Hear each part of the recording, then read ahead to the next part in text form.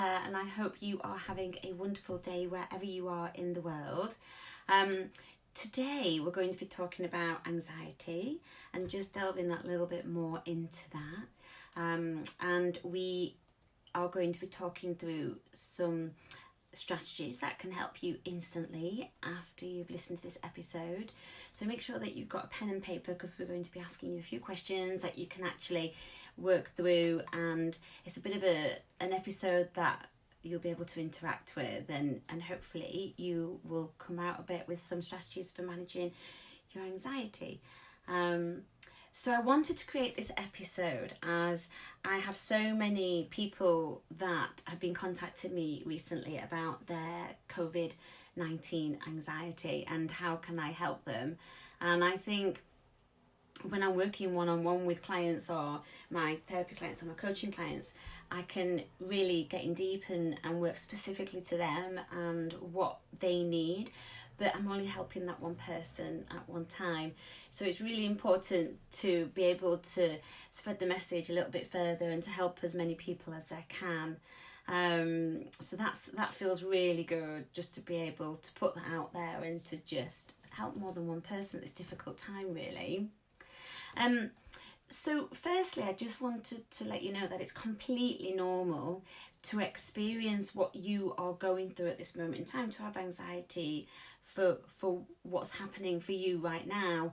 And it's completely normal to have such a far range of emotions.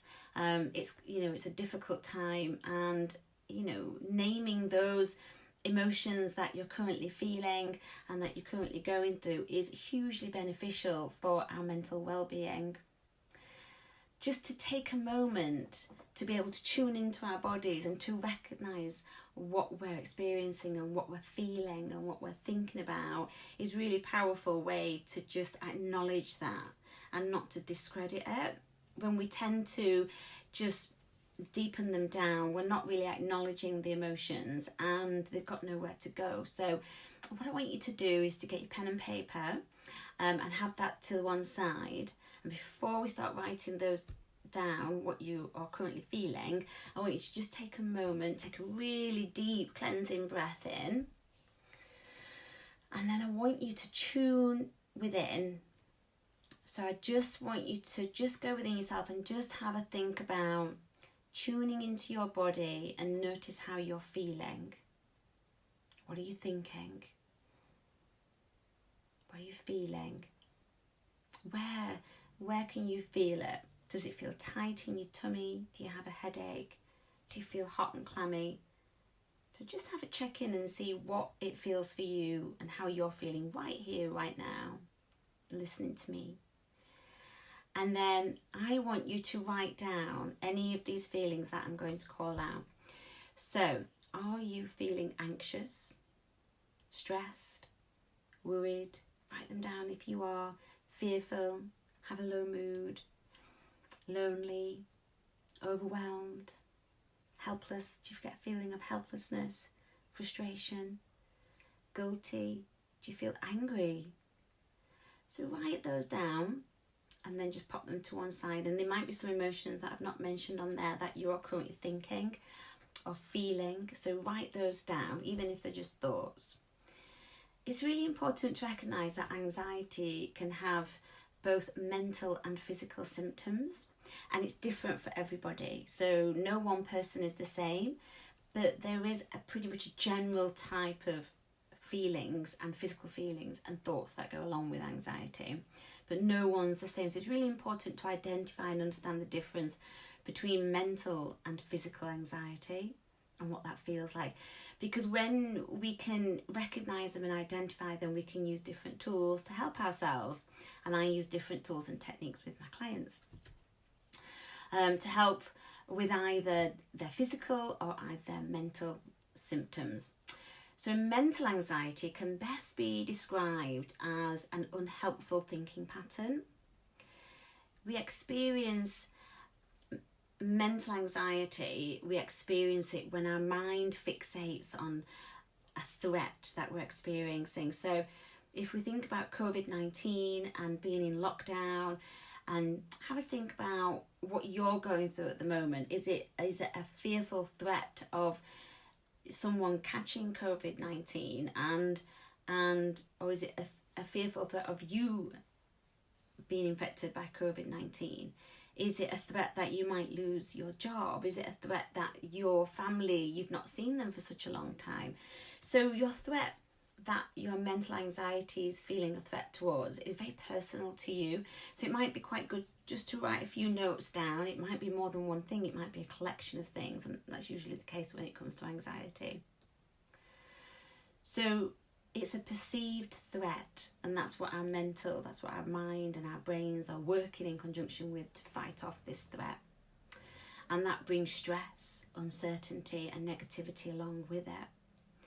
Whereas physical anxiety, that can present itself in many different ways. So that's of a more physical feeling rather than emotional thinking, rather than thinking thoughts, negative thoughts. So have a think about what your physical anxiety feels like for you. So is it a tight chest? Do you have difficulty breathing? Do you have sweaty hands? Do you feel yourself getting quite warm? Do you have a sweaty forehead? Or your hands quite jittery? Your feet quite jittery? Do you have a sick feeling in your tummy or a rapid heartbeat? Do you have dry mouth? Do you find you can't get your breath? Do you feel suddenly warm or very cold? So write those down, and any other physical symptoms that I've not mentioned, because it's for different people. And when I'm working with clients, I really go through what their physical symptoms look and feel like, and what their mental anxiety looks like, what they're thinking, what they're feeling. We really break it down and we really go through it. But here and now, it's really simple. You can just jot those down. So physical symptoms can affect different people at different times, so no one person's the same, but again, there's a bit of a generalness around that. So our anxiety is our response system, so it's our response to our internal fight, flight or freeze mechanism, and you might have heard that before. And this kicks in when we are experiencing a perceived threat or experience of stress. So it can happen with anything, and sometimes our fight, flight or freeze mechanism, our amygdala recognising that threat is just, and it's absolutely normal that if somebody's coming to attack you, or you're in a situation where everybody's running for their life, that's incredibly terrifying. So you want your fight, flight or freeze to kick in then. But if sometimes people can have a false state of sense of alert, so it's when their mind is thinking about they're under perceived threat, but it's a false threat. But we're not going to go too much into that today, because with trauma and with isolation and what we're experiencing now at the moment, it is an actual threat. It's a worldwide pandemic. So because of our experience of this worldwide pandemic, our lives have changed significantly due to the coronavirus, and our minds and our bodies are reacting to this threat, to this coronavirus pandemic, which results in us feeling varying degrees of anxiety. And this can range from mild to severe anxiety. So it's different for everybody. So coronavirus anxiety isn't a unique form of anxiety. It's our body's survival response to anxiety, to a perceived threat. So it's our body's survival response, which is anxiety, to a perceived threat, which is coronavirus. So when people are saying, I've got coronavirus anxiety, coronavirus is just your body's reaction, your fight, flight or freeze mechanism that is reacting to the trigger, to the threat, which is coronavirus. I hope that makes sense. So what can we do to help ourselves? So, personally, for me, it's been quite an experience. And, when I think back to March and what it was like personally for me, I've experienced a number of episodes of severe anxiety. And there's only been one incident in my life where I've experienced severe, clinical generalized anxiety disorder. But I was on holiday in Playa Blanca in Lanzarote, and it was beautiful. It was really good, but the country was shutting down. It was going into lockdown, and I was becoming quite anxious about what it was like there. And I think 4 people when I was there had contracted coronavirus, so I was really apprehensive about that. Unfortunately, I managed to get the last scheduled flight home, my scheduled flight home, so I was very, very fortunate and very lucky there. But it was incredibly stressful at that moment in time, and we arrived at the airport and there was over 100 people there, all waiting for their delayed flights back.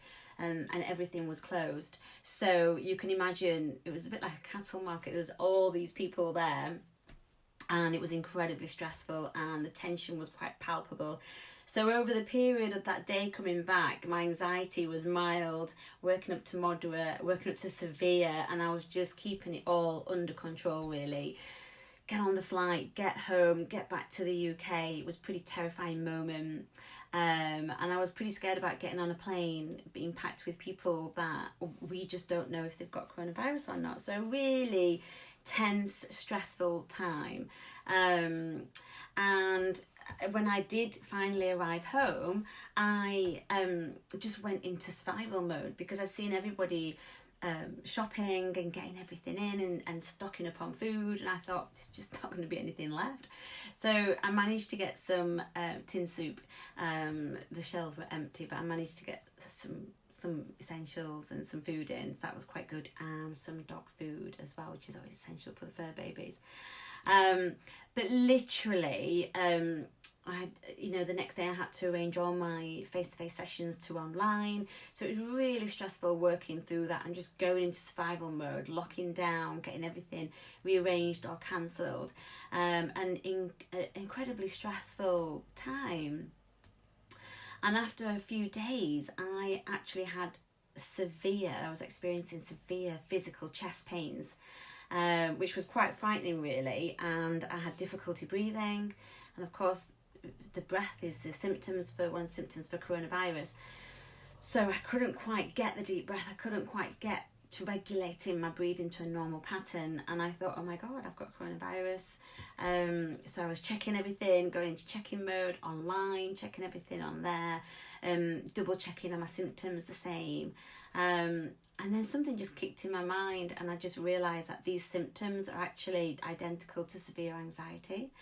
And stress symptoms, and I realised that I had to do something about it. I had to recognise it and do something about it before it turned into a massive panic attack or anxiety attack, because it can escalate that quickly, and I needed to de-escalate, and get things back into control. So here's what I did, and here's what you can do if you're experiencing this. So hopefully you've got your pen and paper to write these down.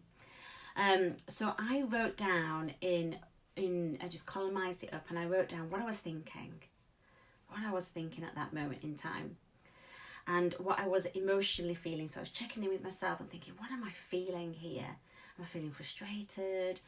Am I anxious? Am I feeling stressed? Am I feeling worried? I wrote down all my feelings, and then I wrote down what I was physically feeling, and I wrote all that down on paper. And this process of writing everything down allowed me to recognise it for what it was, and it was severe anxiety. And this calmed me down immensely, because I know about anxiety. I work with anxiety all day long, and I just thought, right, I need to do my strategies that I work with my clients and just use them on myself. So that process of writing it down can really help you to recognise what you're thinking, what you're feeling, what you're physically feeling, and it almost gives credibility to it, and you're not imagining it, you're not dampening it down. Secondly, I really worked on my breathing, because the chest pains were so severe, and after I wrote things down, they subsided, but it just felt really tight. So I really practiced deep breathing. So what I did, I breathed through my nose in for a count of 3. I'm doing it now. And then I exhaled out through my mouth for a count of 4, because the longer the out breath, it calms us down. Because when we breathe, when we've got anxiety, it's very shallow breathing. we can't quite get the breath. So we breathe in for 3, and then we breathe out for 4. Deep diaphragmatic breathing. And that really helped. I just kept repeating this for about 5 or 6 times until I felt the pain in my chest to subside. So be kind to yourself. So if you got that wrote down, deep breathing is essential for anxiety, for calming down this anxiety. And then I practiced some meditative yoga, some really nice soothing yoga. I'm not a yoga guru by far, but I really like it because it enables me to just stretch my muscles, especially after a run. But with anxiety, it's really, really good for just focusing your mind and just doing some simple yoga stretches. You don't have to do a full-on yoga. It's about getting that stress and that tension out of your body. So practicing something really gentle, really flowing, some nice meditative yoga. Be kind to yourself. And that really helped. It just helped get rid of all that stress that I was holding on to, and anxiety. So I hope you've got those wrote down, your 3 strategies for how to deal with anxiety. So we recognise the symptoms early on, and then the strategies for controlling that is kind of recognising what you're thinking, what you're feeling, what you're physically feeling, then going through some deep breathing work, and then doing something nice and relaxing like a yoga practice. I have created for my clients a little mini course of 27 anxiety strategies. So I don't go into anxiety that much and the ins and outs of it, because my clients just wanted the anxiety strategies. So if you just want some strategies to help you through, the mini course works through 27 strategies, so you've got plenty there to go out on the month. So click the link below. I'll put the link on for you, and you can grab that mini course. It's for free. It's my gift to help people out at this moment in time. So you sign up. There's no pressure or anything like that. It's something I did for my clients, and I've done for you. And let me know in the comments below, let me know if you're experiencing anxiety and what it's been like for you. It's really good to talk about these things and get it out in the open, and people don't feel as alone then. It really helps. And if there's anything that you want me to talk about, anything that you want help with, any coaching or any therapy type stuff that you want, that you're thinking, I could just, what would my opinion be on that? What are my thoughts? Can I just put a blog together? Just let me know in the post, and I'll pop that together for you. And make sure that you subscribe so you don't miss out on any episodes in the future. And I will see you next week. Thank you for listening.